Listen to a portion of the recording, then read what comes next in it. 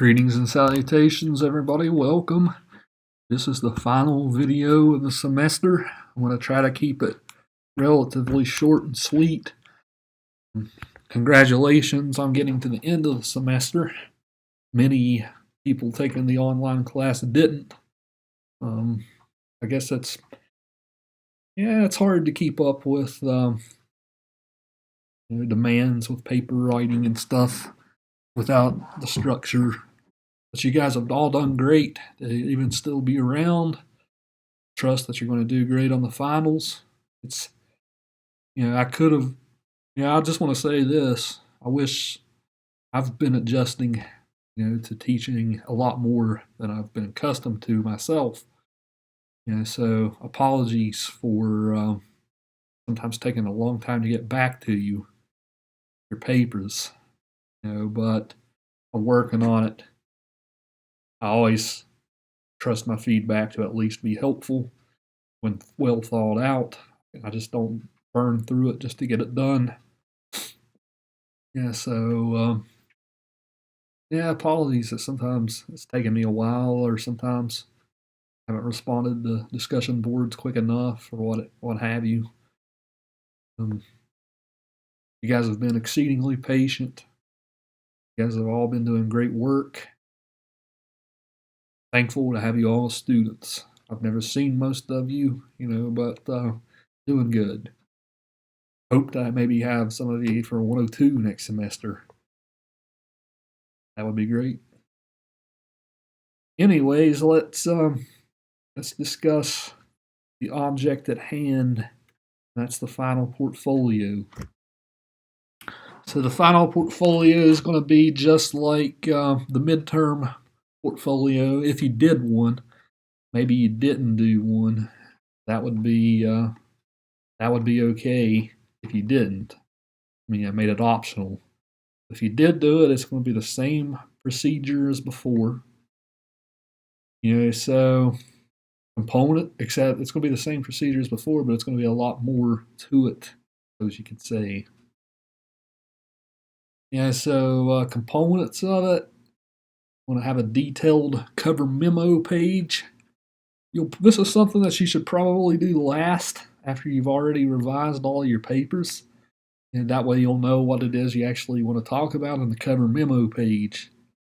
Cover memo will probably be 1 to 2 pages, depending on how many revisions it is that you actually need to do. So maybe you only had a few revisions to do on all the papers, and in that case, you're fine. You'd probably be a shorter one. If you had a lot of revisions to do, and you want to draw my attention to it, maybe your cover memo page will be longer. There's no scientific length here per se on how long it needs to be. But think about the cover memo think about it like it's an argument paper almost, right? Your thesis statement is inherently, here's why I've become a better writer from the beginning of the semester to the end of the semester. Here now, let me present proof that I've improved myself across all these papers. That's the basic function of this cover memo. Basically the way, so in your memo, you're going to outline out, for each paper. So maybe you'll have an introduction paragraph where you just talk about where you were as a writer before the course started.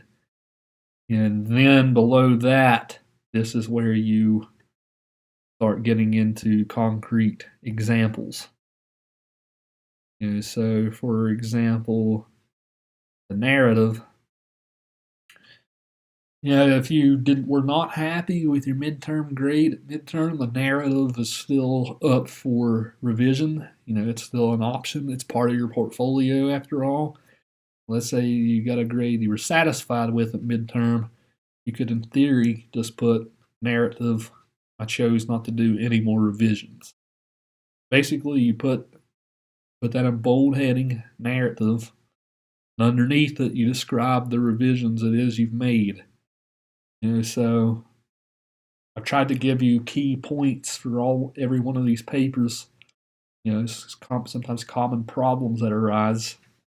I even filmed a video on revising the profile and the text analysis, since there were some common problems across both of those.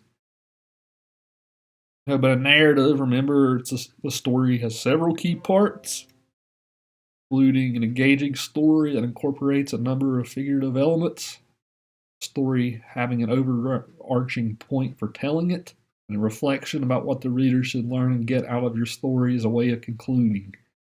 Those are key elements to a narrative. Of profile, I'm just note here, I made the YouTube video on good practices. So basically, just consult that. Remember just little things like you need an angle to your profile. You want your profile to also have a point. You want your profile to know who its audience is. That's something else that's particularly important. Text analysis is going to be a big revision paper for you guys across the online classes. This paper was a little frustrating, probably both for me and you guys, just because I'm used to teaching this paper in a normal classroom where we have debates about the literature, discuss it, discuss the themes and whatnot. Maybe look at passages in class. You guys didn't get that in the online class. So basically for the text analysis then, remember the function of it. You're analyzing a passage in the story it is you're talking about. So to do that, you got to know, what the story's major themes are, and then think about the story like it's a puzzle, right? This passage is a key piece to the puzzle. And so if you did the alcoholism passage in The Black Cat, for instance, if you took that out, how might that impact how we see the narrator, right? Would he then be mostly evil? Would we then not feel any sympathy for him? That's kind of the basic gist of the text analysis. Of course, you also look at the passage in some detail. Remember that you should spend some time talking about word choice, style, point of view. So all of you guys had differing problems. Some of you didn't talk about a passage at all, just kind of summarize the story. In that case, you probably need to rewrite the whole thing. Some of you guys I noticed a lot of you guys talked about the story as a whole really well, but you didn't focus on a passage. So maybe definitely get that component in there, maybe fit your other stuff in with it. For the text analysis, you can completely cut out summary. Summary is not important to the text analysis. I've read the stories 100 times. I know what happens in them. You don't have to inform me, right? Remember, your purpose is to persuade me about your interpretation of this passage. So go back. If you struggle with it, go back. Maybe look at some of the examples and go from there. Some of you guys are almost there. Maybe just do a few revisions. A couple of you guys even knocked it out of the park, which I was pleased with. And so, I imagine the text analysis will be kind of a frustrating paper to revise. The reason why I gave you guys those double logs, was to show you, this is what you do when you close read a text. Take a passage, you kind of think through all those questions that I gave you on the double log. So that's basically it there. If you are in a place, not just for the text analysis, but for any of these papers, if you're in a place where you just need to completely rewrite the whole thing, sometimes it's not a bad idea to, I just want to say this too, we've all been there. Imagine writing a 50 plus page dissertation chapter, realizing something's not right with your argument, and then having to go back to the drawing board. right? That's kind of my life sometimes. So we all had to go back sometimes to start from scratch. But if you do start from scratch, maybe run a draft by me this week. I'm not going to collect these portfolios to the end of the week, so this is a great week to run anything by me, especially if you're writing a completely new draft of any paper. With that said, the classic argument. You guys don't have the classic arguments back yet. I'm filming this video on a Saturday. I hope to get them back to you by either Monday or Tuesday. I'm working kind of night and day at this point to finish everything. But classic argument. This might be the one paper, just because we are kind of running on a timetable. I might be the one paper where I grade with a rubric. Just the reason why is because the classical argument, usually what happens with it is maybe you're missing a part, maybe you could develop a part more. So that's likely the kind of feedback you're going to get with this, just because with the timetables we currently have, I don't think it's realistic to give you line by line feedback. But the sort of rubric will show you what it is you need to work on. Usually it happens if you don't have a strong thesis. Maybe you're missing a part of it. Sometimes you don't focus enough on the counter argument. Everybody always has different, maybe your research isn't that great. So everybody always has different problems with it. So you should get those feedback back. Hopefully you'll have about 4 to 5 days before you have to turn the portfolio in to revise it. That's my current plan. So if all said, I want this all submitted as one gigantic Microsoft Word document. Sure. One gigantic Microsoft Word document. Usually these good portfolios somewhat lengthy. They sometimes go from 25 to 30 pages. I've taught you guys the same exact class I taught at WVU. At WVU, 20 pages was the bare minimum. I'm pretty much just doing what I've been doing for years in that regard. So the way to get it in one document, you copy and paste everything together. You in the actual papers themselves, remember this. You want to give me the comment bubbles showing me where it is you revised. Because so I give you the feedback in the paper. And then lost my train of thought. You give me your plan of revision in your memo, and then when I scroll down and grade, I look for those comments showing me things that you've revised. As far as these portfolios go, I don't like to spend a great amount of time on them. So I say this, the ball is in your court to show me your changes.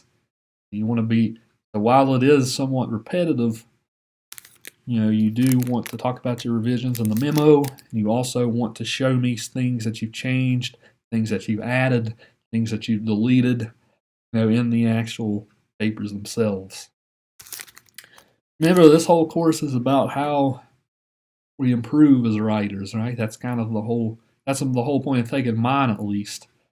We've talked about the other way of grading, in which you get a grade. Here's a C. Here's why your paper sucks. I try not to try to give you constructive feedback. A lot of you guys did improve vastly on your narratives at midterms. I see this happening. But remember, it's up to you to prove to me you've changed stuff. Give me those comment bubbles. If maybe it's just little stuff like fixing a comma splice or a typo or something like that, You don't have to give me a comment bubble for that. Maybe just highlight that just to show me if you've made that change. For anything content-wise, give me a bubble. Another reason why I say that, when you're copying and pasting it all into one document, sometimes you paste wrong. Those bubbles don't show up. Whenever you paste, you want to sort of right-click, then click Accept Source Formatting. And if you do that, it'll paste correctly. I even give you the difference between PC Microsoft Word and Mac Microsoft Word. Of course, a lot of you guys, if you use something like Pages, remember to convert it over.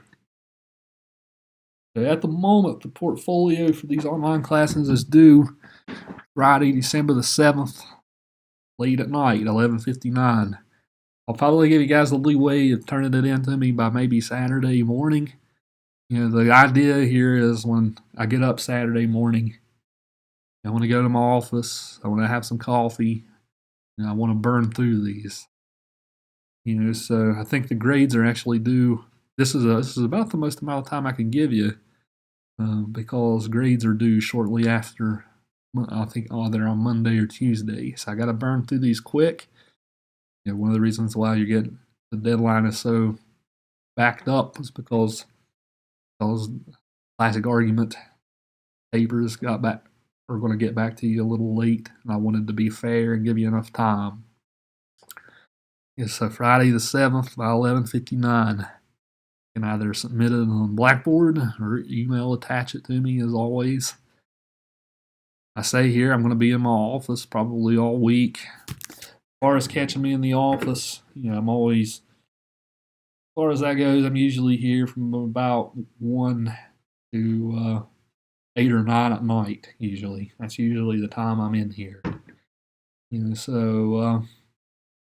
Except for Tuesday this week. Tuesday this week, I have to administer a final exam for another class.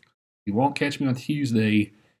Every other day this week, I'll be available. If you want to chat with me on the phone, if you want to video conference, Skype with me, I can even go back and look through your papers and tell you, here's the plan of attack you need to make. Now, here's the part where I talk about the rubric for portfolios themselves. Remember that your portfolio is worth 70% of your overall grade. And so usually the portfolio grade usually becomes your actual class grade 90% of the time. So let me kind of go through the distinctions here between the different grades. Because sometimes with when you get feedback on something like a paper, students will often say, well, papers are so subjective. Bob over here thinks it's a great paper. Professor Yeager thinks it's a weak paper, right? So that's why it's especially important in this case to give you criteria for what constitutes a certain grade. So an A portfolio, note the word superior. Superior portfolio will demonstrate originality, initiative, and sophistication that go beyond the requirements. Your portfolio is composed of well-edited texts of different genres, consistently show a clear, connected sense of audience purpose and development. You are able to analyze your writing, reflect on it, and revise and rewrite accordingly. The portfolio takes risks. Note the word risks there too. Risks that work. So maybe for an A, you probably had some solid drafts the first go around. Then you took my feedback and you ran with it, right? The paper at that point is then vastly better. There's not any glaring problems, maybe in terms of even like the sentence level, or maybe even in terms of you could have done this part more. You got a superior portfolio. You knock your revisions out of the ballpark. It's clear and evident to me that you've worked hard, changed stuff. The portfolio is now better. Sometimes with the portfolio grading, you might let's say a student might improve 100%, but maybe the papers were very weak the first time. That doesn't mean you're going to get an A, right? Let's say you maybe turned in a 1.5-page draft of a paper, and well, your final completed paper is better. That's not going to put you up in the A. Okay, so that's kind of the holistic system of grading in this case. The A is superior. You're a goody two shoes, killed it. There's nothing more to do. B is a strong portfolio, so you meet the goals without need of further major revisions. You're able to reflect on your writing and make some choices about revision. You take risks, although they may not all be successful, and the writing could use further fine-tuning. Yeah, so strong and superior are both weighty adjectives. But a B portfolio, the difference between an A is, sure, you've made some improvements, you've polished things up, but there's still more stuff that you could have done that is worth commenting on. So oftentimes B happens whenever the student kind of gets lazy with revisions. Even if you did do good work the first time, maybe you just go back and fix your commas or whatever. That often happens with a B. Maybe sometimes you might kind of be down on the C level and then work your way up to a B. The paper's much better, but there's still some stuff you could have done. That's pretty much what a B is. It's always a tough distinction between A and B. It's the grade distinction that makes students grumpiest. So I wanted to make that clear. C portfolio, you meet the basic requirements. You can benefit from further sort of major revisions of all those things. The writer composes cross text at varying levels of success with some superficial revision. The writer has taken some risks in writing and exhibits some style. Yes, in this case, C is always normally stands for average, right? You do enough to pass the class. All of your papers could probably benefit from major changes at this point. Compared to the B, where you maybe just have a few changes that are worth mentioning, C, you have a lot still that can be improved. But at the same time, you got through the course, did all the work, met the requirements. That's usually kind of C. Then D and F, weak portfolio. Maybe most of your papers are brief and underdeveloped. So if you didn't meet page goals for several of the papers, maybe you're starting from this place, right? Your text require extensive revisions, right? So again, that word makes it a little different from even a C, right? Your papers are underdeveloped. You could maybe use extensive revisions. And F, pervasive problems, right? You really have problems if you get an F. I like to think that I'm a pretty easy teacher. I'm at least a fair teacher, I like to think. So an F is if you don't, maybe in this case, you didn't do a couple of the papers. The portfolio might be incomplete. Maybe you did a narrative and a profile, then you fell off the earth, right? That's usually what an F looks like. Of course, if you plagiarize, that can constitute an F too. So just to make that clear. So hopefully this video helped. Hopefully it helps get you started on your revision. Revise your papers first. The moment you guys have the narrative, the profile, and the text analysis, that's going to take you some time. Work through that. Then I'll get you some sort of general feedback back on the argument. That it's probably going to be a rubric. And that's the only way I'm going to sanely get this finished. So, let me know at this point this week if any of you guys have any questions. Again, it's been a pleasure. I hope to see some of you next semester. My 102 class, I like that. Yeah, my 102 class is a little more smooth sailing. There's some repetition between it and 101. 102, I don't think is as hard as 101 in some ways. And so, love to have you back. You do take 102, but it's more convenient to take another teacher. I won't be offended. Sometimes sometimes frankly, it's nice to get multiple perspectives on your writing. Maybe sometimes one teacher gets rose-colored glasses, doesn't start seeing things, right? While I would love to have all of you again, hopefully you take 102 with somebody next semester. I do recommend that you get it out of the way ASAP. You don't want to wait too long because 101's still fresh on your mind. So with that said, enjoy. Have you guys have a great holiday break. Merry Christmas, Happy New Year. Look forward to maybe interacting with some of you again. You'll probably hear back about your final grade maybe that Monday after next week. That's the goal here. So thank you. You guys have a good day.